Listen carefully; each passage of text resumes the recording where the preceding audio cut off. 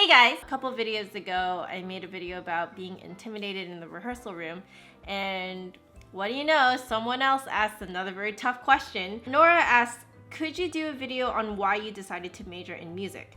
Possible talk about what the right reasons for majoring in music are. Thanks. This question is very personal. If you watched a couple of my other videos, you'll probably know that I actually initially wanted to major in visual arts. I've been drawing since I could hold a pen. I am an artist. I've known that for a very long time. For me, my biggest musical inspiration when I was a little kid was actually my brother. My brother is a few years older than me, and he started to play the piano when he was around 8 or so, 7 or 8. I was around 5-ish. I loved listening to him practice. I just felt like everything my brother did must be cool, so I wanted to do it. It was very much like whenever he would play a single player video game, I would always be the one watching, and I love watching. I didn't feel left out at all. It's a weird younger sibling complex. There was actually a really good short that was made about this called Player 2.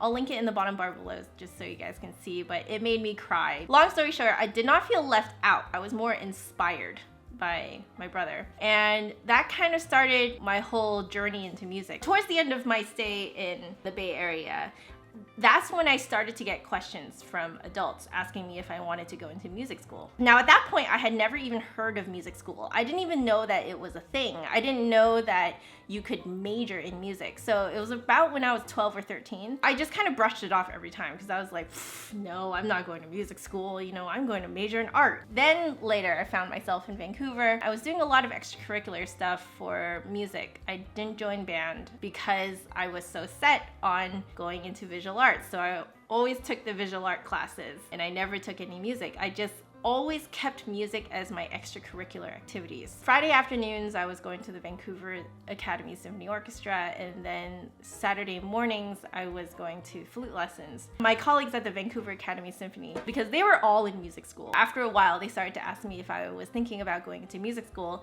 and I always answered like, oh, I don't know, I want to major in visual arts. So what was the turning point for me? The turning point for me was when I did IB Art. IB stands for International Baccalaureate. It's sort of one of the advanced programs that you can take. It's an international program for high school students. And as I was studying more and more of this art, I realized two things. Being an artist, at least the type of visual artist that the IB Art program made us study, they were very much in their own world and they don't really talk to other people. They are exploring concepts on their own. Now I realized that you can go into a lot of things in art where you're collaborating with other people. I know that now, but back then I didn't know because anything I was exposed to for visual art, it was very much introspective. Now you guys know me, I talk a lot. So you can imagine what that's like for me. I'm sort of a weird introverted talker, which is why YouTube is the perfect job for me because I am by myself right now talking. That super introspective part of visual art scared me, and I didn't want to spend 4 years in university studying it. I'm in the beginning of grade 12, and suddenly all my plans have just gone to crap. So it's like, oh, what do I do now? For me, I had always thought that music was just a hobby, that it wasn't something that I wanted to turn into work. I realized looking at my visual arts, whatever I expressed through visual art was expressing my experiences in the music world. It took me until grade 12 to figure out that visual art is actually my hobby and music maybe should take center stage. I was like, holy crap, it scared me because for me, I had always heard of, just listening to my colleagues at the Vancouver Academy Symphony Orchestra, I always heard stories about like, oh, they had like multiple concerts a day, they had like several billion hours of rehearsals per week, they had to prepare this and that for their lesson, and it was so much material that they had to go through. Just kind of listening to them complain about all this stuff scared me. It actually made me not want to go to music school. Why did I go to music school? Personally, I don't actually think that I had a very good reason for going to music school. We're just going to be very upfront about this. I went to music school because I felt like I had no other choice. Coming out of music school, I kind of have a better recognition of what music school is for. I read a lot of your questions in my comment sections, and I realize that a lot of you are kind of seeing music school as an end goal. Music school is not the end goal.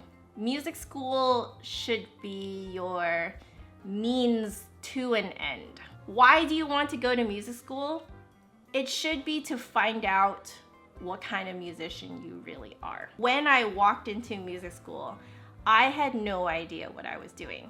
And it took me a very long time to realize that everyone else with me also had no idea what they were doing in the first year of music school. The general feeling is that you go into music school knowing that you love music and knowing that you believe in something about music. There's something about music that makes you alive. Music school helps you define what that something is. And for everyone, it's different. You get composers, you get teachers, educators, and then you have performers. And there's so many other things that you can do with music too. You can research. If you guys want my story, for me, I really wanted to give other people an inside look into what goes on in the mind of a classical musician. I wanted to find a vlogger who would just very honestly tell you how us as classical musicians feel, what we think, without putting up a front. Because I couldn't find a vlogger who did that when I was going into music school, that's why I decided to give it a try. I developed Just Another Flutist while I was in music school. It was something that I was discovering about myself. Just because you go to music school doesn't have to mean that you're going to become a performing musician. I'll link a video that ThatViolaKid made in the info box below. He made a really good video about how you can make money as a musician, which will help address some of the questions that some of you guys have about like, oh, I hear that the unemployment rate for musicians is very high. It all depends on what you decide to do with music. If you're going to go into the orchestral path, yes, the unemployment rate is extremely high. But just because that is what everyone else wants you to become, is that really what you want to be? It sounds harsh, but most of us are not actually built for that life. But we can still be musicians and we can still make money. You just have to be very creative about it. I have to echo ThatViolaKid about this, is that if you're going into music school so that you can make money, that is the very wrong reason to go into music school.